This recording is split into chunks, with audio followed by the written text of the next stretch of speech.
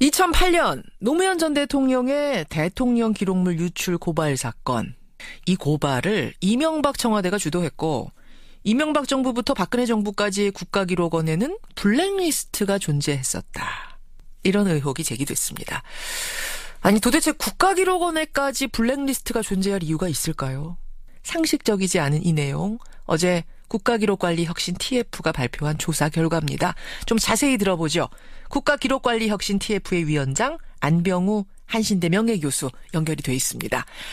안 교수님 안녕하세요. 예, 안녕하세요. 국가기록관리혁신 TF 이게 어떻게 결성된 건가요? 요거는 이제 새로운 정부가 들어서면서 예. 기록관리 혁신 방안을 마련하기 위해서 행정안전부 산하의 민간 전문가 14명으로 구성이 된 TF입니다. 그 얼마 전에 그 한일 위안부 합의 TF 뭐 이런 것과 비슷하게 TF를 꾸린 거군요. 예, 뭐 아시는 것처럼 지난 몇 년 동안 국가기록관리를 둘러싸고도 많은 문제들이 이야기가 됐고 예. 논란도 많이 있어서 이런 것들의 실상이 무엇이고 또 앞으로는 그런 문제들이 발생하지 않도록 하려면 어떻게 기록관리를 혁신해야 되는지 예.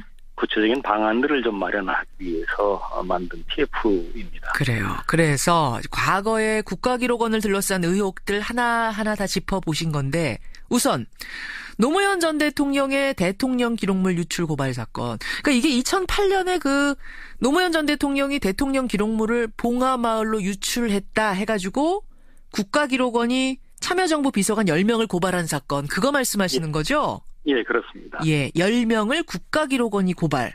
우리 그렇게 알고 있었는데 이 고발을 주도한 게 국가기록원이 아니라고요? 형태는 국가기록원이 고발한 것으로 되어 있는데 예. 실제로 그 내용을 보니까 이명박 정부의 대통령실 기획관리비서관실이 주도한 걸로 밝혀졌습니다. 대통령실 기획관리비서관실? 예. 아니 왜 거기가 이걸 주도합니까? 어떤 식으로? 청와대의 기획관리비서관실이 국가기록원장한테 고발장 초안 또 고발에 필요한 관련 증거물들을 제시를 해주었습니다. 예. 그래서 국가기록원으로 하여금 이제 고발할 수 있는 실질적 준비를 진행하게 했고요. 예. 그런데 이제 이런 문서를 받고 국가기록원에서는 정식 문서로 좀 보내달라 이렇게 요청하니까 기획관리비서관실이 대통령 기록물 무단 유출 사건 관련 증빙서류 송부라고 하는 문서를 보내주었습니다. 예. 이거 그 문서하고 거기에 첨부되어 있는 관련 증거물 무려 135쪽이나 되는 방대한 양의 문서인데요. 예. 이것을 저희들이 이번에 발견을 해서 쭉 분석을 해봤더니 예. 국가기록원은 그냥 시행만 한 상태이고 그것을 주도한 것은 이제 대통령실의 기획관리비서관실이었다라고 하는 확인을 하게 되었습니다. 청와대가 주도적으로 나서서 고발을 한 사건이다. 이렇게 결론을 내리신 거예요. 네, 그렇게 볼 수밖에 없지 않나 싶습니다. 근데 국가기록원이 주도적으로 하되 청와대가 가지고 있는 정보들이 워낙 많을 테니까 그걸 좀 주시오라고 해서 받은 걸 수도 있지 않나요? 근데 그 양이 다만 방대했다 뭐 이런 건 아닙니까?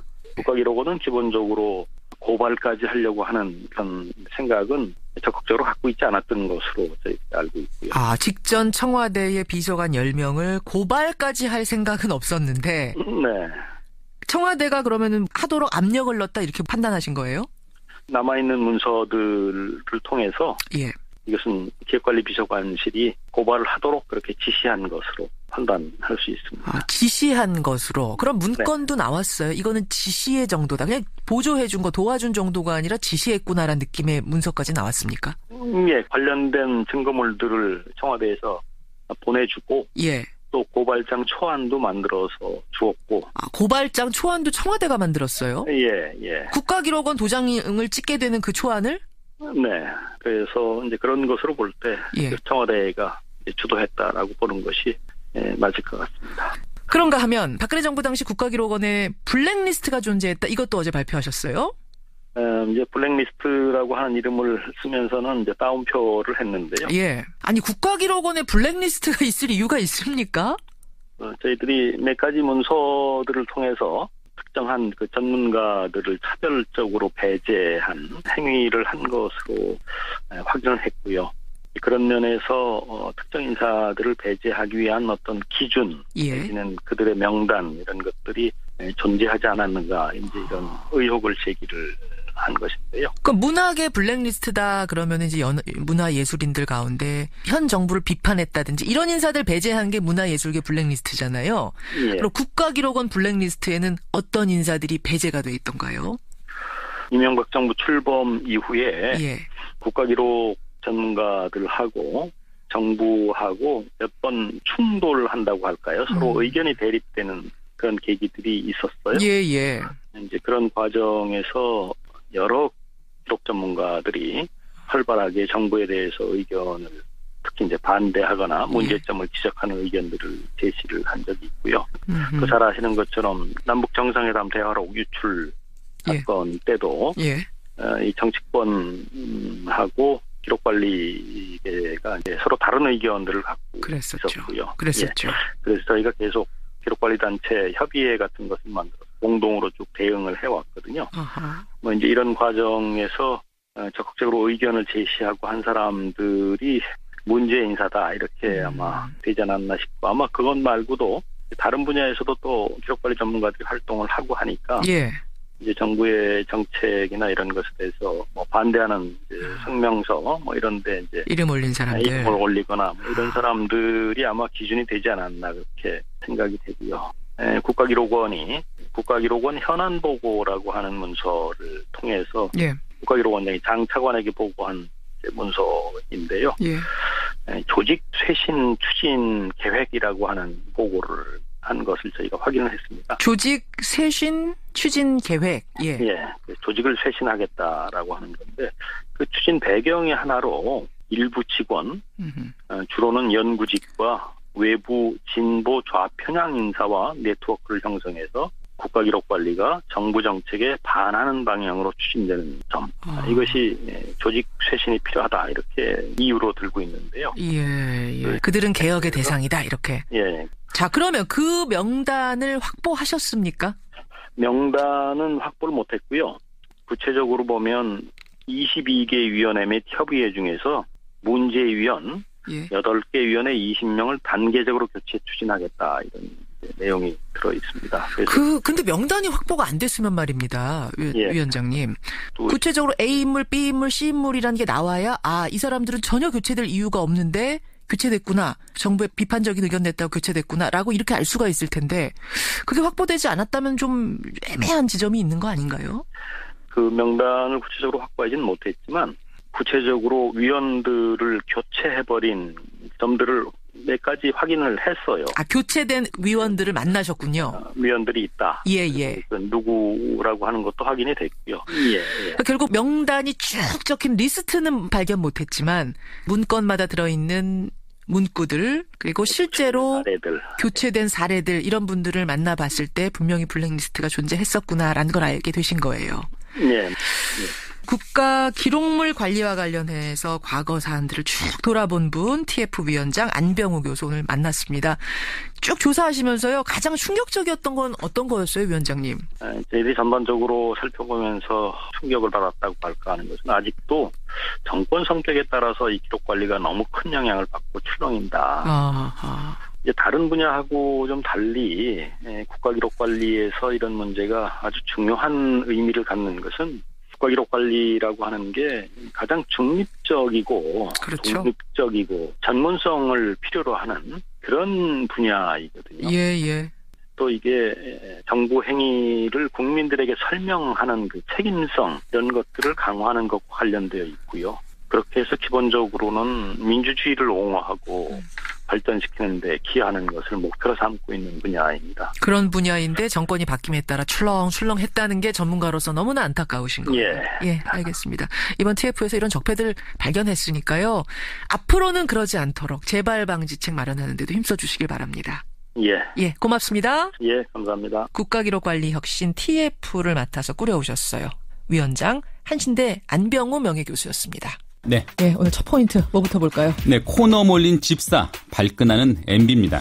이명박 전 대통령의 집사로 불리는 김백준 전 청와대 총무기획관, 국정원 특수활동비 받았다는 구체적 증언들이 막 나오고 있는 거예요. 네, 청와대 살림살이를 꾸렸던 인물인데요. 예. 본인은 부인하고 있지만 국정원 특활비 수수 정황이 더 드러나고 있습니다. 검찰이 국정원 관계자로부터 진술을 확보한 것으로요. 예. 김백준 전 기획관이 2008년과 2010년 현금 2억 원씩을 상납받았다는 내용입니다. 특히 김 전 기획관이 상납을 요구했고 돈이 건네진 장소는 청와대 인근이라는 구체적인 진술도 나오고 있네요. 그래요. 네, 검찰은 이에 따라서 김 전 기획관에 대해 뇌물 또 국고 손실 혐의로 구속영장을 청구했고요. 예. 오늘 영장실질 심사가 예정돼 있는 거죠. 그러니까 결국은 국정원 활동비 불똥이 MB까지 튀는 모습입니다. 그렇습니다. 그래서 심기가 편치 않은데요. 예. 어제 이 전 대통령 측 인사들이 긴급 대책회의를 가졌습니다. 더 이상 가만히 있을 수 없다. 이런 격앙된 반응이 터져 나온 것으로 알려져 있고요. 그래요. 김백준 전 기획관의 구속 여부에 따라서 이명박 전 대통령 측의 구체적인 대응이 결정될 것으로 지금 보이네요. MB와 관련된 게 두 갈래잖아요. 하나가 이제 특활비 내용이고 네. 또 하나가 다스 아닙니까? 네네. 이 다스와 관련해서는 설립부터 경영 전반까지 이명박 전 대통령이 다 지시를 내렸다라는 진술을 전 다스 사장이죠. 김성우 사장이 검찰에다가 자백했다. 이런 얘기도 나와요. 맞습니다. 예. 다음 포인트 가겠습니다. 네, 최대 규모 북예술단 16년 만에 남쪽 공연입니다. 삼지연 관현악단 말씀하시는 거예요? 그렇습니다. 예. 어제 북측 예술단 파견을 놓고 남북이 실무 접촉을 가졌는데 그 합의문이 나왔습니다. 그렇죠. 140여 명의 북한 예술단이 남한을 찾기로 했고요. 이게 남측에 내려오는 북한 예술단 규모로는 사상 최대인 것으로 보이네요. 예, 이들이 강릉과 서울에서 공연을 할 예정입니다. 예. 북측은 이들이 삼지연 관현악단이라고 표현을 했는데 예. 기존에 알려진 삼지연 악단인지는 불분명합니다. 또 북한판 걸그룹이라고 알려진 모란봉 악단이 여기에 포함되는지도 아직 확인되지는 않고 있고요. 그러니까 모란봉 악단이 포함된 140여 명 규모의 관현 악단인 건지 네. 아니면 그들은 안 오는 건지 이것도 불분명한 거예요. 예, 현재로서는 그렇습니다. 남북이 함께 잘 아는 민요나 가곡, 클래식 등이 공연 프로그램에 포함될 것으로 보이는데요. 예. 북한 예술단의 남측 공연은 지난 2002년 서울에서 열린 8.15 민족통일대회 이후 15년 6개월 만이라고 하네요. 그래요. 실무회담은 계속 이어지는 겁니다, 여러분. 여러 가지 스포츠와 관련된 논의들, 응원단 논의들, 공동입장 논의 다 이어질 것 같습니다. 마지막 포인트 하나만 더 보죠. 네, 오락가락 방과 후 영어 교육입니다. 얼마 전 뉴스쇼에서도 저희가 찬반 토론했었어요. 유치원 방과 후 수업에서 영어 교육 못하는 거. 이거 어떻게 생각하십니까? 여러분께 여쭙었는데. 맞습니다. 결론이 나옵니까? 정부가 오늘 유치원 영어 특별활동 금지에 대한 추진 방향을 발표합니다. 지난해 말에 영어 교육을 사실상 금지하기로 해서 이게 사교육 시장만 부추길 것 아니냐 이런 논란을 낳았는데요. 그랬던 거죠. 이후에 여론을 수렴해 왔고요. 예. 그 정리된 입장을 오늘 밝히는 것입니다. 예. 아마 영어 교육 금지라는 정책의 시행 시점을 일단 미루거나 아니면은 재검토하지 않겠느냐. 이런 관측이 나오고 있습니다. 연기 혹은 재검토가 오늘 나오지 않겠느냐. 쭉 밀고 나가는 건 아닌 쪽으로 좀 가닥 잡혔다 일단은 얘기가 그렇게 나오죠. 보이네요. 그래요. 네. 여기까지 오늘의 포인트. 김정우 기자 수고하셨습니다. 네.